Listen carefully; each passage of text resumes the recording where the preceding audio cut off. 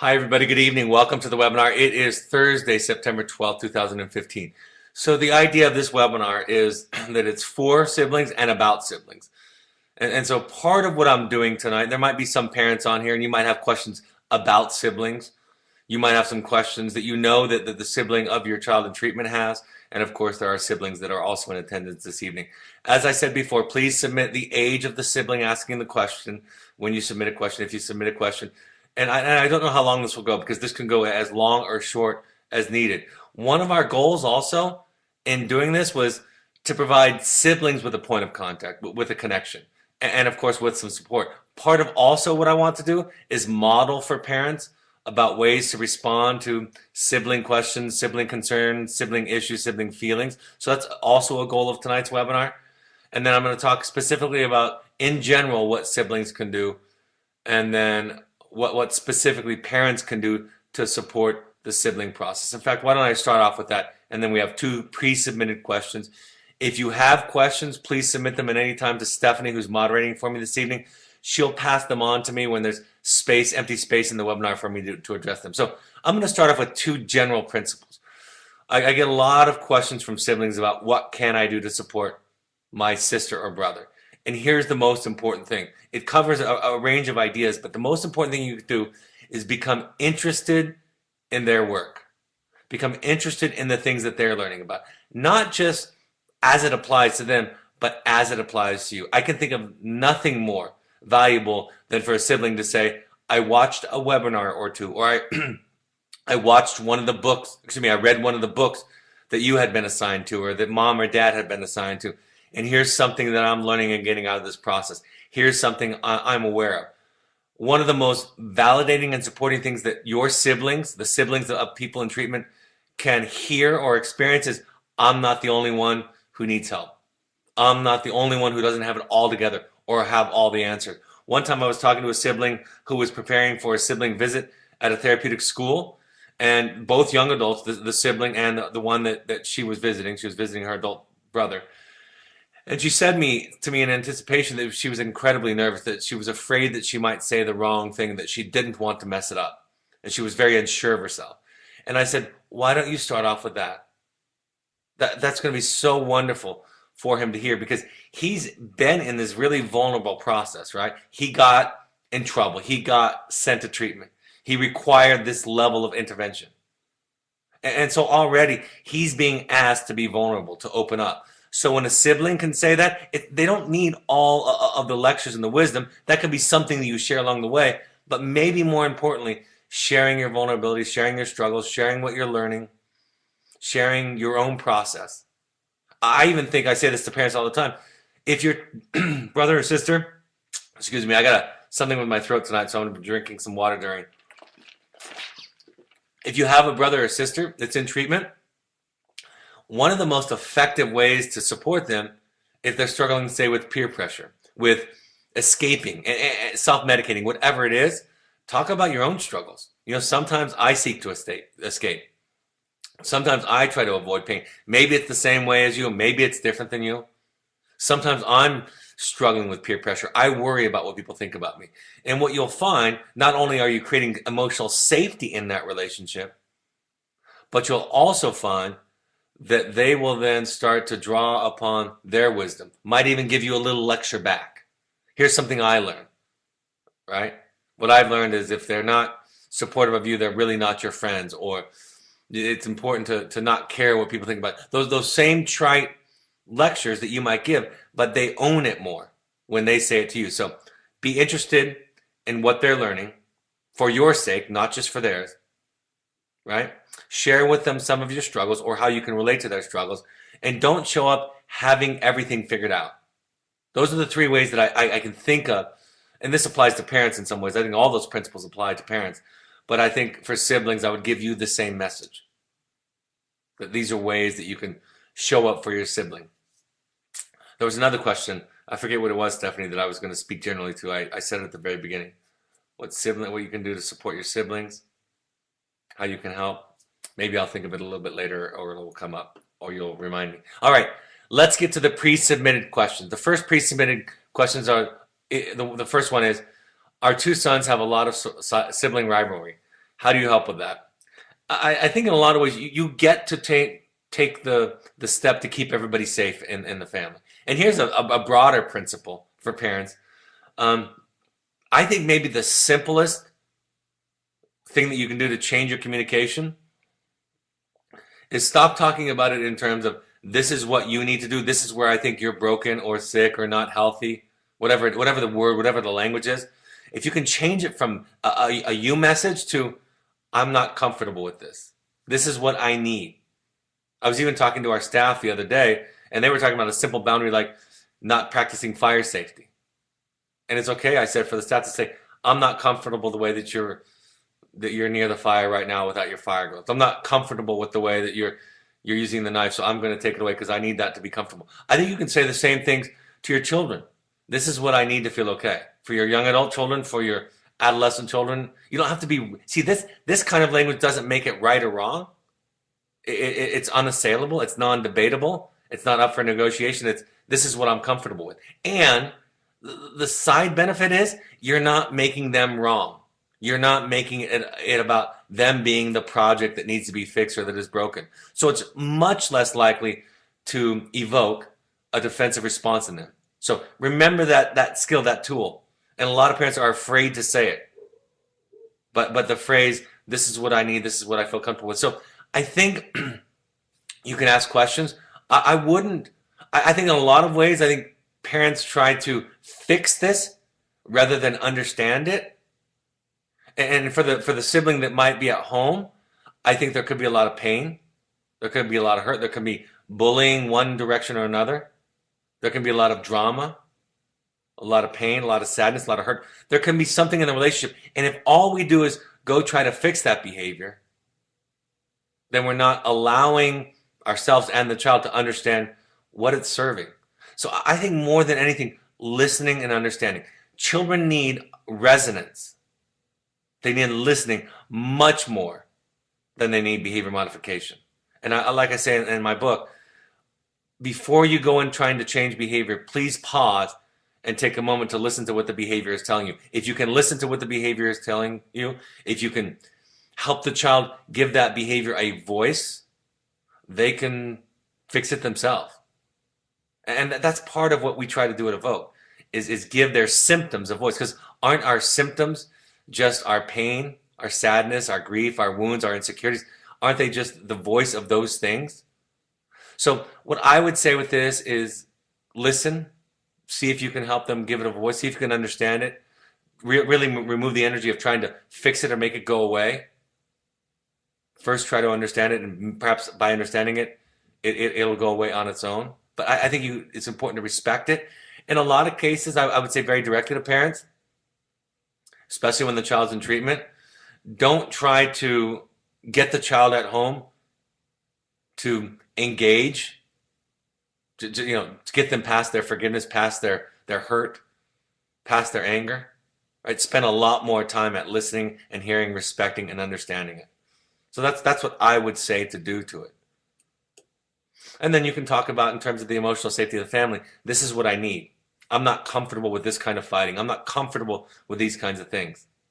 So this is going to be my boundary. That's really where our boundaries come from, is from what we feel comfortable with, what we need in a relationship and in our house, in our lives. My older son doesn't want to know about his sister in the program. He is angry and hurt by her disrespectful behavior, and I don't know how to be helpful. That's very similar to the thing that I just said. I would not try to force or push or coerce or therapize this older brother into responding to his sister. If I was coaching the sister, I would ask her to say, tune into ways that you might have hurt your brother, ways that you affected the family. I mean, the ideal response from the sister is to say, you know what, I can understand. I can understand from what I did, the lying, the stealing, the yelling, whatever it was, the abuse that I inflicted on you, that you might be angry with me. I think in a lot of ways, I'll ask a sibling like this, and I'll do that through the therapist. You can do this through the therapist, is ask them to consider writing an impact letter, a letter of accountability to a sibling if they're this affected, right? So that might be one thing that I might do to make it safe, to lay the groundwork for this older brother. And then for this older brother, again, I would spend a lot more time respecting, resonating, understanding, validating his pain, even validating the way that he's dealing with it. Because don't we all, when we get hurt, put up a wall and pull back to protect ourselves from getting hurt again? I mean, who on this webinar can't relate to that instinct, to that inclination? So I think that's very important to again, focus on listening, understanding, validating before we go into trying to change it. And oftentimes that can be the road to change. And then the sister out in the program might have some stuff to say that can make it very, very safe or safer for her brother. My brother never spoke to me so much before. Excuse me, my brother never spoke to me much before, so why do I think he's going to want to talk to me now? I'm 12, he's 17. That's a great question. Part of what we're doing at the program that your brother is at is we're teaching him to use his words, right? We're teaching him to learn how to feel. We're giving him experiences so that he can be stronger, because a lot of times we don't want to talk because we don't want to feel. We don't want to feel hurt. We don't want to feel sad. We don't want to feel scared or insecure. So the reason that you can maybe look forward to more conversations than you did before is because we're giving him tools and skills to be able to express himself through his words instead of by acting it out, right? That's part of it. And he's going to, in our program, really come to love and appreciate the value and what it feels like to communicate. Another thing, let me get a drink of water. Another thing for all of you to understand, this is a wonderful time for introspection, for reflection, for thinking about yourself. Right? It's so easy in life to be distracted, to take things for granted, to find ways to escape our feelings. And out there in the wilderness, in the mountains, in the desert, your brothers and sisters are learning to feel and think a lot more.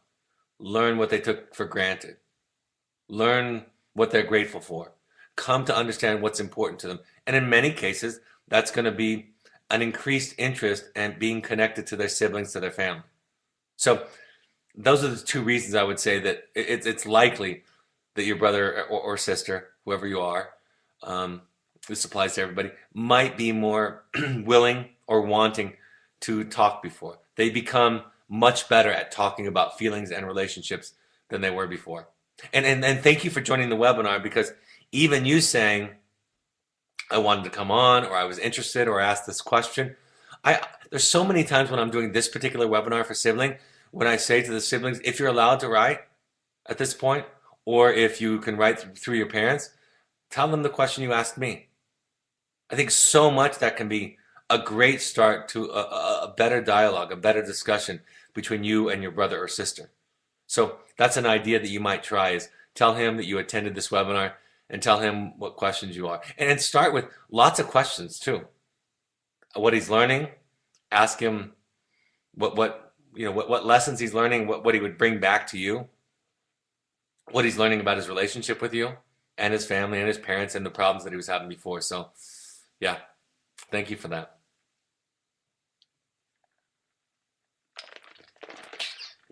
What should I do if I realize there are multiple similarities between my little brother and I, but he is still unaware of himself, so he doesn't see them the way I do? How can I address him when I do see him, speak to him?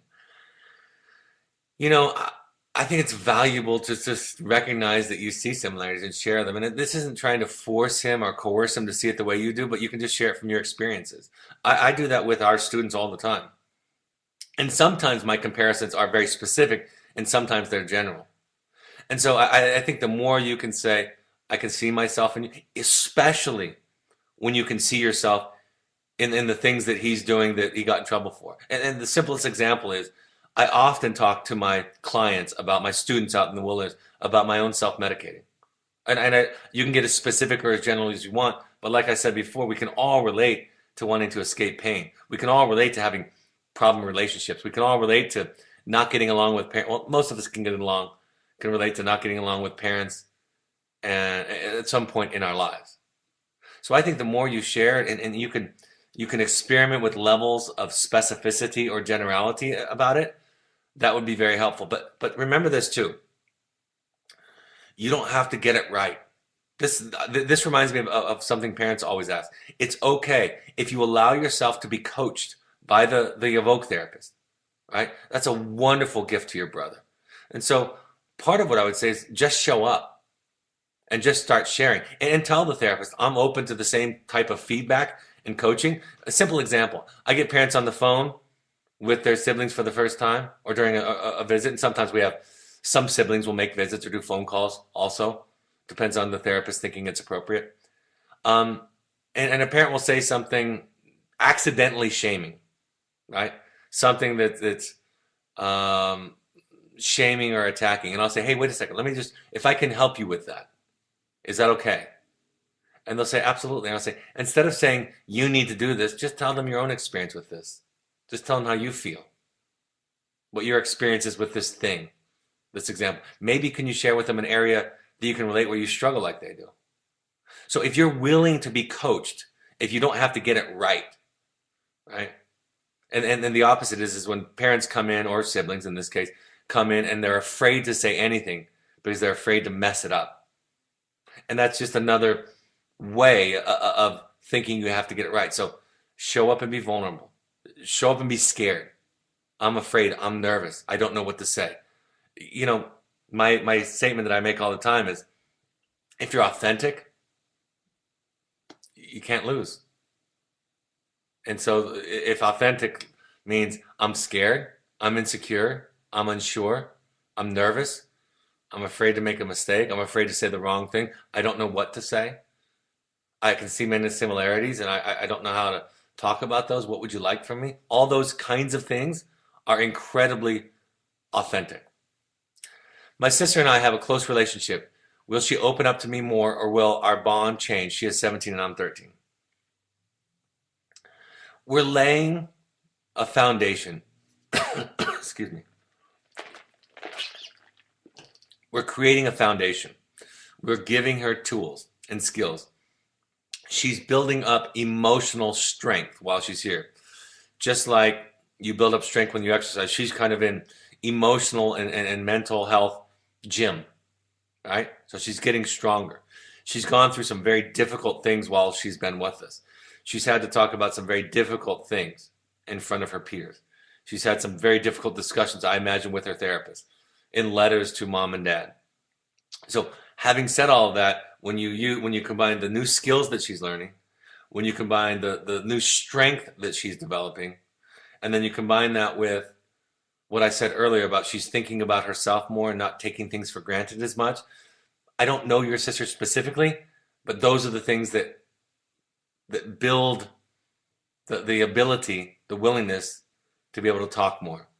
So my answer is, I remember one time I think she at the time was probably 16, I brought my 16-year-old daughter out to the field and she sat in a girls group and we did an introduction group and we did another group. And after the group, I said to my daughter, so what'd you think? And she said, the thing she said is, I can't believe how open and honest all those girls were. I've never seen anything like it. And I bet you if you'd asked those girls what that group was like for them, they would have been like, well, this is just what we do every day. This is normal to us. It's so safe out there. And they get so strong in what they do. And it starts off very difficult for them, very scared. I think all of us can relate to how difficult it would be to walk into a group of strangers and be invited or asked to open up about some of your deep, dark fears and insecurities, frustrations, anger, hurt, all of that. That's hard to do for any of us. And then we look at these kids and we think how amazing that they can do this.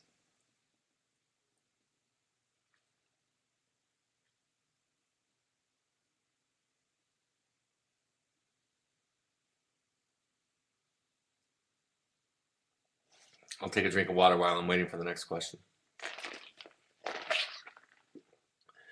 I feel like my brother used to hate me. He is 17 years old, and now I hear that he keeps saying that he loves me. How do I know this is for real? I am 12. That's a great question. My belief is, not knowing him specifically, my belief is that he was angry and a part of him did hate you because a part of him hated himself. But it was easier to hate you than to hate himself. And so now that he's coming to love himself, coming to think about things, he's reconnecting to his love. See, hate, when we hate, It's a defense, a protection, an armor that we wear so that we don't feel the more vulnerable feelings, right? I can think of it in my life in every facet. When I hate somebody or something, I'm just protecting myself from the hurt that is beneath that. And so the way that angry young adolescents cope a lot with pain and fear and insecurity is they turn it into hate. It's a lot easier to feel hate than it is to feel love and hurt. And now that he's learning to feel more and open up, he's understanding that he was just hurt. He's understanding that he might have just been jealous, that he might have had frustrations or disappointments or upset with you. And he's learning that he can talk about it in those ways instead of using the words hate. And he's also reconnecting to his love. And that's going to be hard. It's hard for all of us. It's going to be hard for him to maintain that. And so when you say, how do I know this is for real? I think you can be very, very confident it's for real. The question is he going to have the strength later on, as time goes on? This is the question for all of us. Is he going to have the strength to be willing to feel the hurt, the sadness, the insecurity, the vulnerability, the embarrassment, the grief, and not, again, hide behind hate and anger? That's the question. So if he goes back to that and flops back to that, then I'm sure there'll be moments when that will come up again. Well, and this is hard to say to a 12-year-old because it's just hard, but when somebody hates or gets angry, they're just scared or hurt or sad or afraid. It's true of all of us. Anger always covers up another more vulnerable, hard to feel emotion. Always.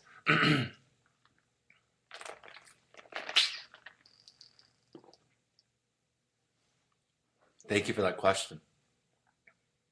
If we could all remember the answer to that question as I gave it in all of our lives and all of our relationships, we would do so much better, have so much more compassion, understand each other, be able to be there for each other, not be reactive to others. So when somebody hated us or got angry at us, we would just see them as scared. I remember one time when my kids were 5 years old, 6 years old,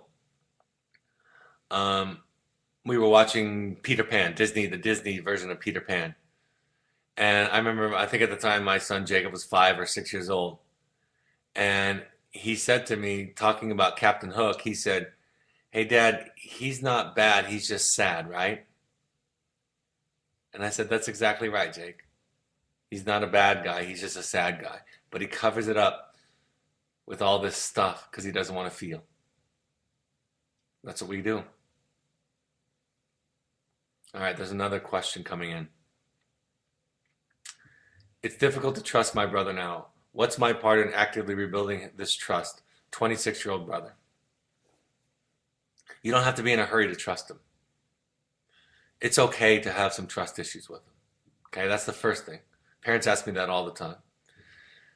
And if he's accountable and aware, right? Those two things. If he has some nice self-honesty and awareness, then he'll be patient. Because what we learn in this program is that forgiveness comes on the terms and the timeline of the person who's been hurt, not the person who's done the hurting. If he gets impatient with your lack of trust, that's just evidence of his lack of insight and internalization. Now, at some point, you might challenge yourself to say, I still don't trust him. I've seen a lot.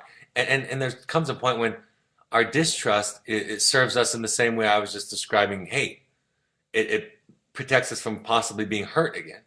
And I don't get to decide when that line is for you. You get to decide that. But it's important to ask yourself the question, am I trying to prevent myself from never getting hurt again? And if that's what you're trying to do, and only you can answer that, then what you know is this isn't going to work. Because I'm going to be hurt. People that love me will hurt me. So you get to decide. And don't be in a hurry. And own it. What I mean by own it is, instead of saying, you need to earn my trust, saying, I'm not comfortable yet. I don't trust yet. That's mine. I own it. If people start talking about like, you need to do this to earn it, then they just start debating about whether or not they've earned it or not. And then they think they've earned it and you think they haven't. And fact of the matter is you don't feel the trust anyway. So own it. It's yours. You get to give it or not. Don't be in a hurry. And if your brother's accountable and aware of himself, can see himself honestly, he'll be patient and respectful, and he'll even own his contribution to you not trusting him. And then in the end, ask yourself the question, is it getting to the point where I'm holding up this wall so I'll never get hurt again? And if that's happening, your question to answer, not mine to give. If that's happening, then you can begin to challenge yourself and say, is this just an unhealthy way of me coping in life? Because there's a lot of people, a lot of us that go around having big walls up, never trusting so that we don't get hurt again. And that's unreasonable.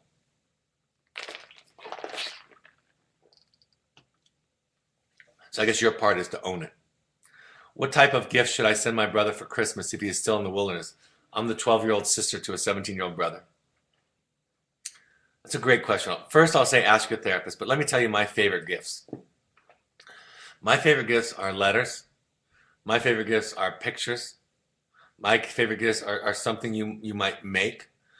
Um, just something that you could create. Could be something like a bookmark or something simple. The more simple and from the heart and made by you, the better. We don't want things. We're going to de-emphasize. We're not going to talk about a lot of things this Christmas or Hanukkah for siblings out here. So something that you make. I used to have parents send out one of those, just floppy photo albums and put pictures in of animals and siblings and family and things like that, and then include a letter with it. So talk to your brothers and your parents. We'll talk to your brother's therapist. But those are the things that really matter. We're definitely trying to shift the holiday season out here for our clients and students. We're trying to shift it away from things and material possessions and connection and experience and family. So that's why pictures and letters and bookmarks or little crafty things that you might make would be much better, much more welcomed. In fact, we're not going to welcome anything that looks like too much of a gift. Sometimes I would have people send out things like a frisbee or a hacky sack or a Nerf football. Talk to your wilderness therapist about that because that can be something. But that's the most. That's the most. And they'll get lots of. They're going to get Thanksgiving turkey, stuffing, salad, pumpkin pie, apple pie. They'll get all of that next week. And then at Hanukkah and Christmas, they're going to get all the traditional food around that time. So the next 5 weeks is going to be fantastic for them out there in terms of their celebration. They're going to focus a lot more on family also. I would often have them read The Grinch, The Giving Tree. I'm doing a webinar Monday on gratitude, but I would have them read simple children's books around things like that. So sometimes a children's book could be a good gift also, especially if it's one that meant a lot to you. My brother and I are over 6 years apart in age. A lot of what he has been struggling with occurred after I went to college and left home. We won't be living in the same state when he leaves Evoke. How can I help when I'm far away? Excuse me. I tried to be available via text phone calls, but he wouldn't remember to text call back. I know communication will be different when he comes home. How can I help with that 28-year-old sister? Thank you. You know, I can think of a gift that you and a lot of you can give to your brother and sister. I'm going to come back to this slide in a second, but I want to show you something. Watch one or two of these. These slides are all on our parent portal, so your parents can give you these hyperlinks, these URLs, these web addresses. But the ones I would encourage you to watch as siblings. Maybe it's here. The I feel statement. That would be a nice Christmas gift, or a nice Hanukkah gift, or a nice Thanksgiving gift. I know you didn't ask about gifts, but I'm relating it to that. The 8 tools for transforming relationships. That would be a wonderful gift. This webinar and specifically this webinar. If you go to our website and you download the blog that I did on this, it was probably like 5 weeks ago or so. The reason I say that's what you can do. Will you put that question back up again, Stephanie?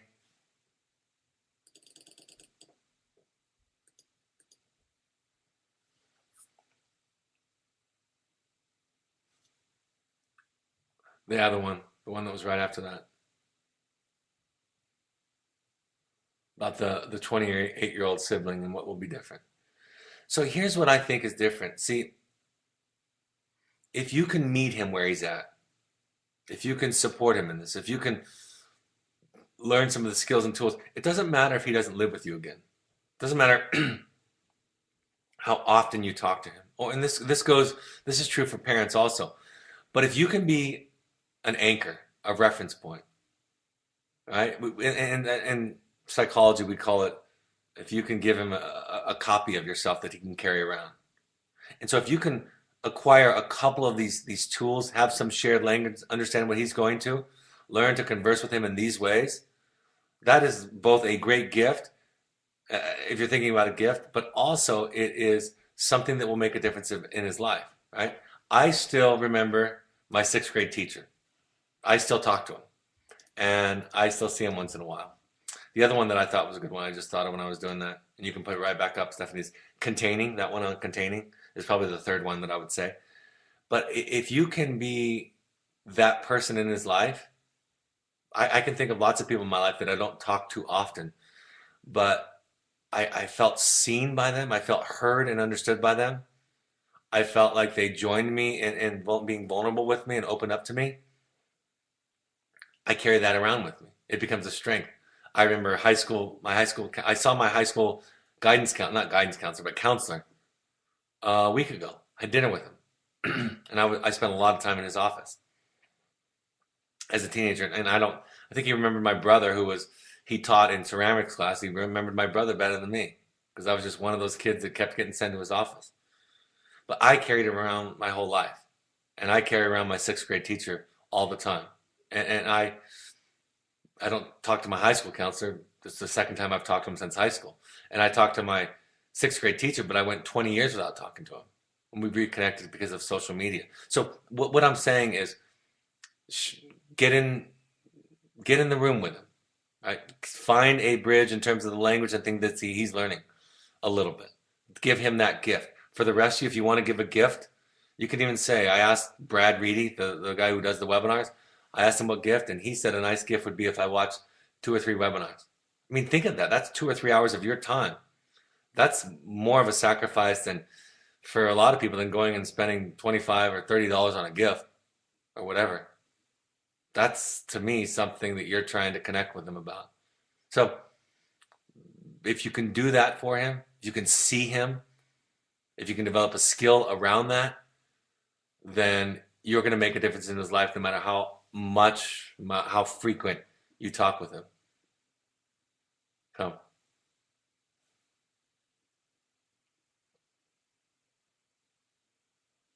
although I have a conflict of interest with this next thing I'm about to say, I still believe that it's true.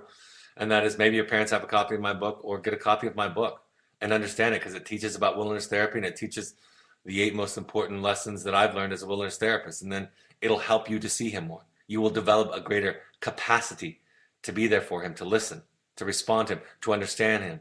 You'll develop a more compassionate perspective even when he or she does really stupid things because of the book. So that's another thought. How can I best support my brother while he is at a vote and after he leaves? 24-year-old brother. I, I think I assume this came in maybe a few moments ago, but same thing that I'm talking about. Best thing that you can do is be interested and learn a little bit about what he's learning and share that with him. One of the reasons why I loved the experience of my son going to our program several years ago, it gave us shared language. We now had some shared language to talk about things. I now understood what an I feel statement was. I now understood what it meant to really listen to somebody without judgment. Right? That's what my son came to learn also. That's what we learn in this stuff. So, best way you can support your brother is do a little bit of work.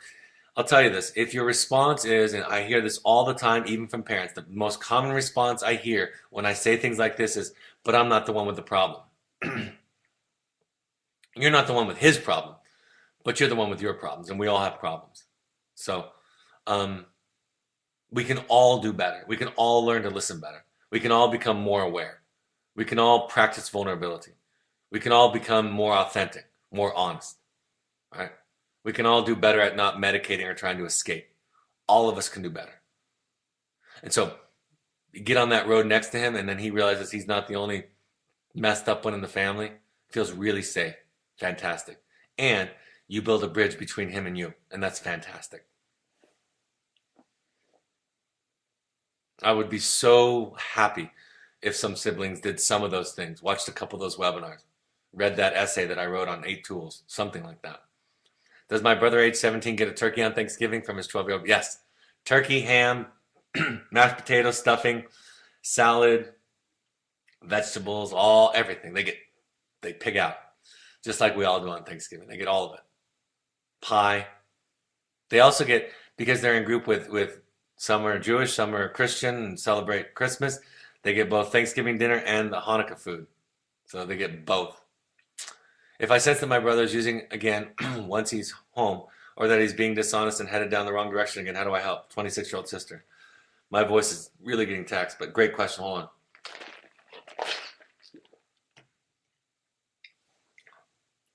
That's a hard question. Um, my answer would be do what you feel comfortable with.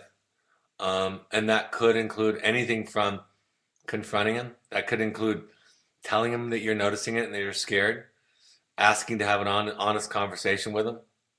That could include you telling your parents if that's what you saw. That would be your call. If you thought that would be helpful to the process, the end answer is what do you feel comfortable with? And what do you think will be helpful? And are you willing to? There can be this line between, and you get to ask it, but there can be this line between how can I be helpful and am I just trying to make him like me? But do I also, because he likes me or looks up to me, do I also have his ear in a way that my parents don't? So it's a very difficult question to answer in general. It's very difficult to answer in general, but I think those are all the thought processes that go on for me as I think about that question. How can I be helpful? Do I just want him to like me? Do I have leverage? Can I get him to talk to me? Can I keep him talking to me?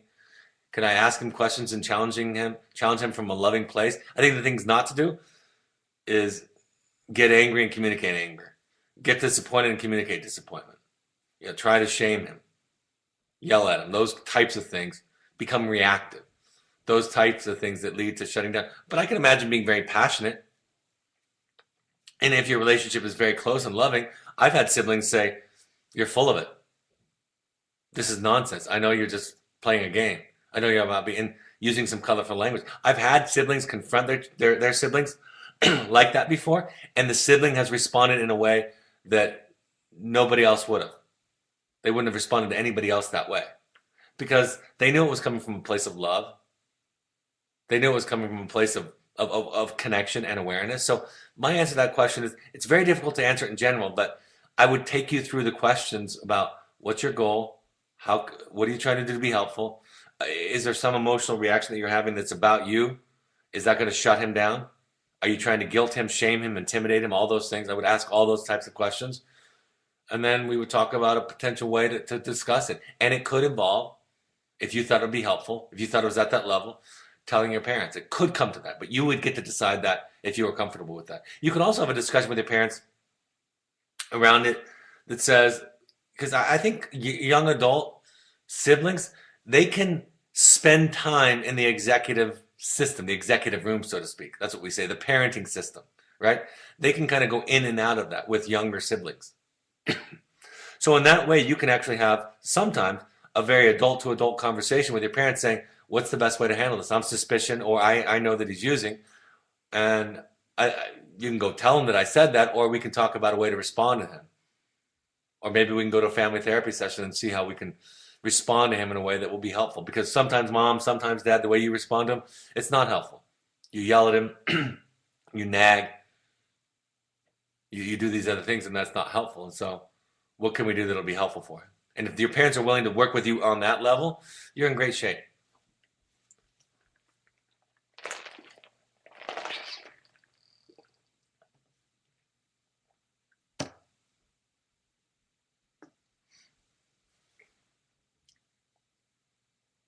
My sister's emotional issues take a lot of my parents' attention, and my other sister and I feel like we're being left out. 13-year-old brother.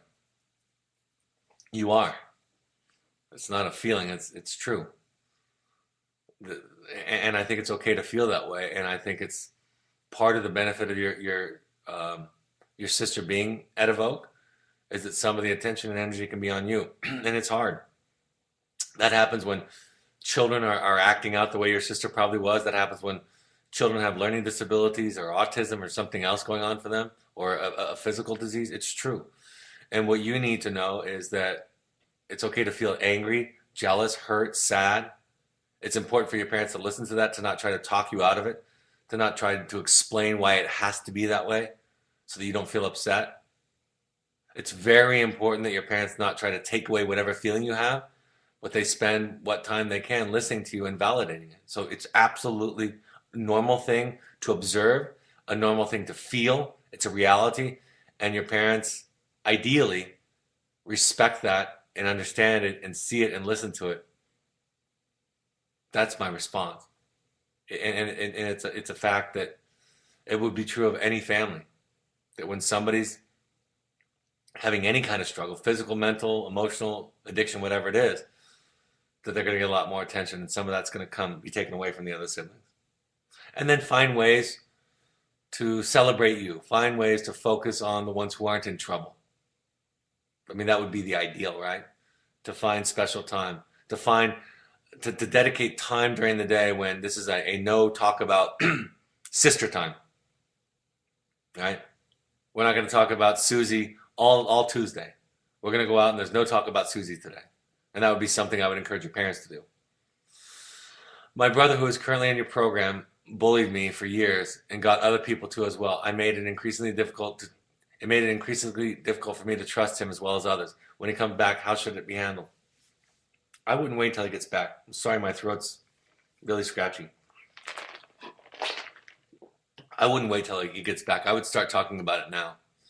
I would say that you have the right, I mean, psychologically speaking, to write a letter to your brother while he's here and to talk about what he did and to start a dialogue about how it's going to be different, how you're going to take care of yourself, how your parents are going to protect you, and see where he's at with it. See if he's acknowledging it, aware of it, accountable for it.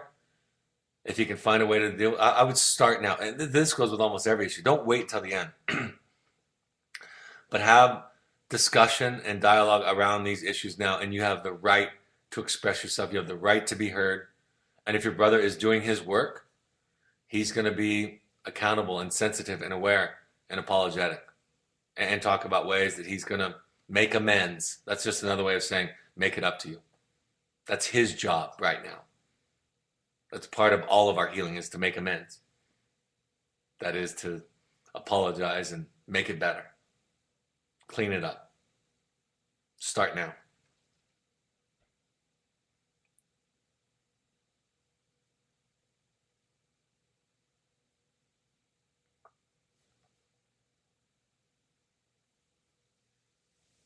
Sometimes my sister and my parents would get into fights, and I felt so guilty for not being able to stand up, for not helping either side. 13-year-old brother.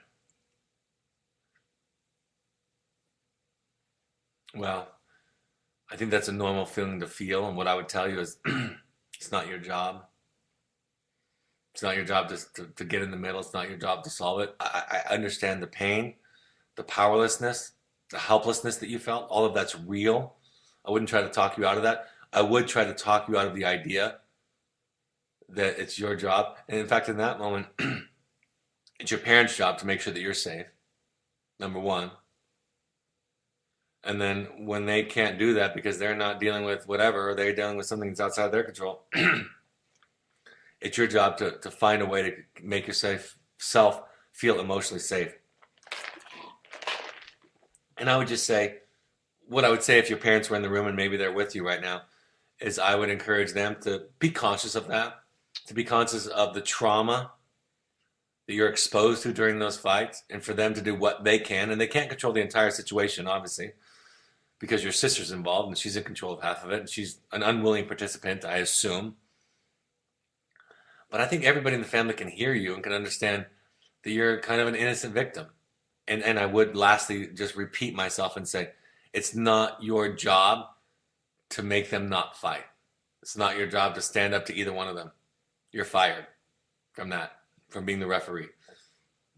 It's your job to find a way to feel safe. It's your job to communicate how you feel, and it's your family's job to do the best that each one of them can to support you in feeling safe. Thank you for asking that. I'm sorry that you went through that. I know that's real trauma.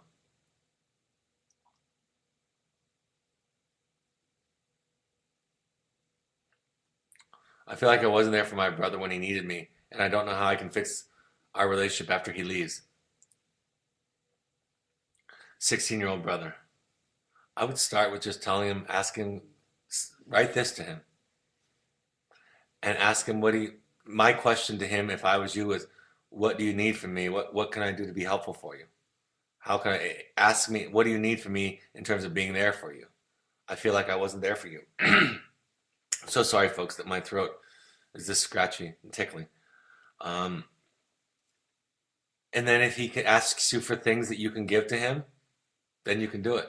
Again, not to be too much of a nag, but this webinar specifically, these two webinars right here on this page, the I feel statement and the 8 tools, watch those for him and see if, especially the 8 tools, you can even just read the 8 tools essay that I wrote on our blog, and you'll find it's just 8 simple rules that help you in a relationship.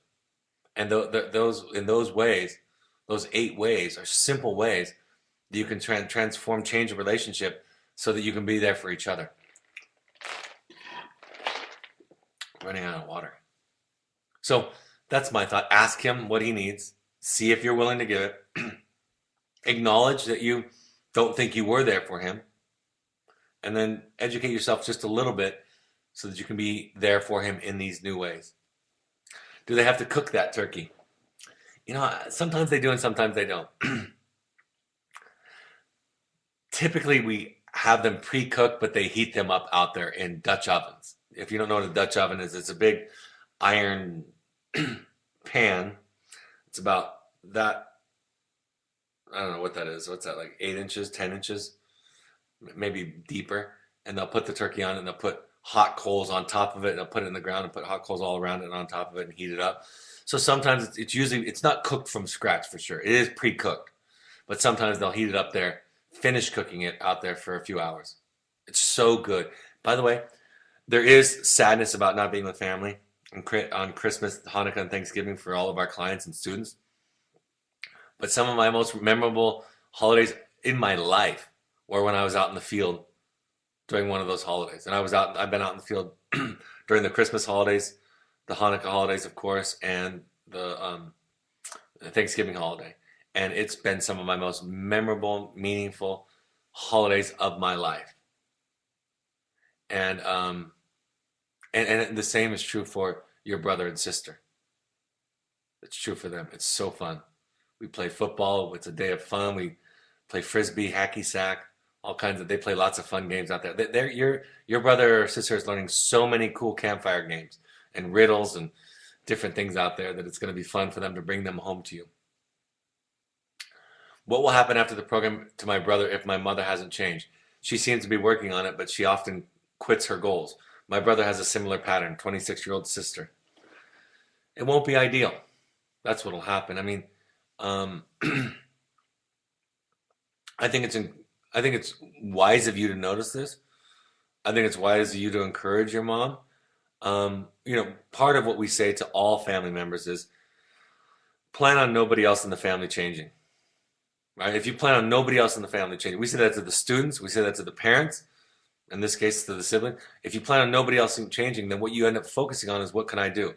In some ways, you guys know what when you get a vaccination or you get inoculated against some disease, right? You're going to go to Africa and they give you those shots so that you don't get typhoid fever or whatever, right? So part of what we're hoping to do is to inoculate the children, the clients, the students against the parents' limitations, because the parents aren't going to get it perfect. Some of them aren't going to even get it close to perfect.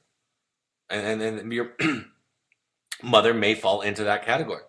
I would encourage you asking your mother, have you been watching the webinars? Have you watched the basic ones that are recommended? How are your assignments going? I mean, if she's open to, again, that kind of a dialogue, you can share your feelings about how important you might think that is, because it does matter.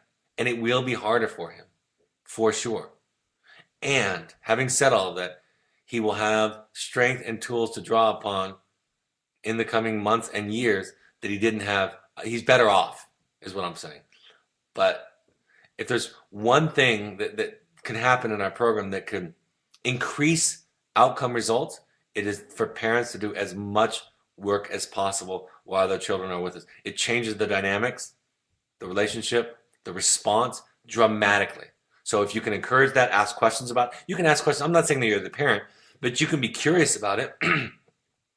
Have you been going? We asked them to go to, let me show you something for an example. We asked parents to go to, 6 of these meetings while their child is with us. That's easy to do. They're free, so money can't be an objection. They happen if they're in any near any kind of metropolitan area, any kind of city, big city, reasonable sized city. They're all the time, every day. So we just want them to go to 6.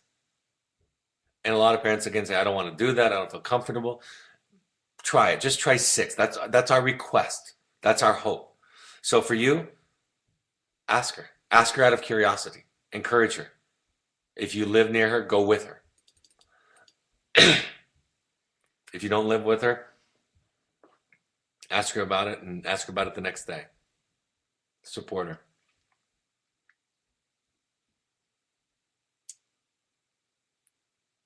I think it's like fighting a fight with one hand tied behind your back when your family doesn't do the work.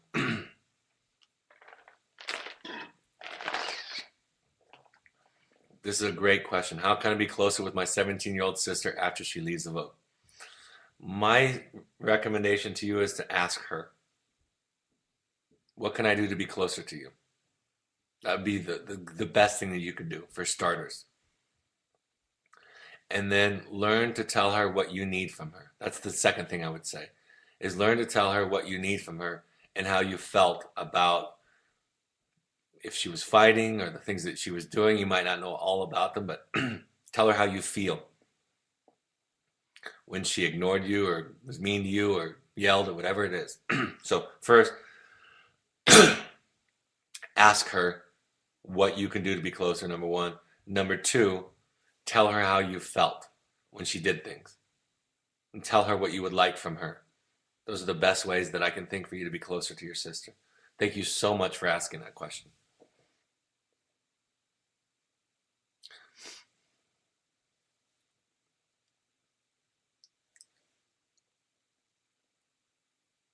All right. All right. If any of you are on this webinar tonight and you would like an Evoke t-shirt, and then you can take a picture in it, email me at brad@evoketherapy.com. And we'll send you a t-shirt, then you take a picture of it, then you send it to your brother or sister. I think that could be cool. Tell me your size, too. And gender. We have male and female style shirts. Next week, we're going to be hosting an event in New York City on Wilderness, a play that'll be touring the country next year. Going to be doing a New York City parent support group.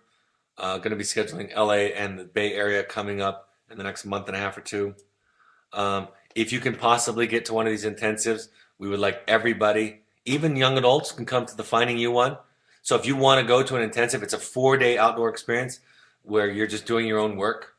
It's fantastic. It's experiential. It's emotional. It's fantastic. You're welcome to come. This is Finding You is for any adult. Heroic Parents is for parents. And then we have some additional ones coming up. You can email with more questions at intensives@evoketherapy.com. You can also look up on our website about our Pursuits trip. These are for more adventure trips, less therapeutic, more sober fun. We want all parents to go to these 6 meetings. If you're a young adult and you want to go to these meetings, that would be also another gift you could give to your brother or sister for the holidays upcoming. Follow us on Twitter, Facebook. Our Twitter and our Instagram are both at Evoke Therapy. And then you can go to our blog. That's where you can find that article on the 8 tools. Love for you to look at that. You can buy the book on Amazon. You can go to our foundation page. It has all of our books that we recommend to people. And you buy them there, 10% of the money goes towards people who can't afford therapy. You can also get the book on Audible. The next webinar will be this upcoming Monday at 6:30 p.m., November 16th, and it'll be on the subject of gratitude. I love doing this one. It's something that I've become much better at, much more grateful at, the older that I've got. So all the parents and their siblings are welcome to attend it. Have a great night. Thank you so much for attending on behalf of your brother and sister. I thank you for participating. Thank you for this point of contact. I hope this helps you to feel a little bit more connected to your brother or sister, and look forward to hearing stories about the connection. Have a great evening, and I'll talk to some of you next Monday. Bye-bye.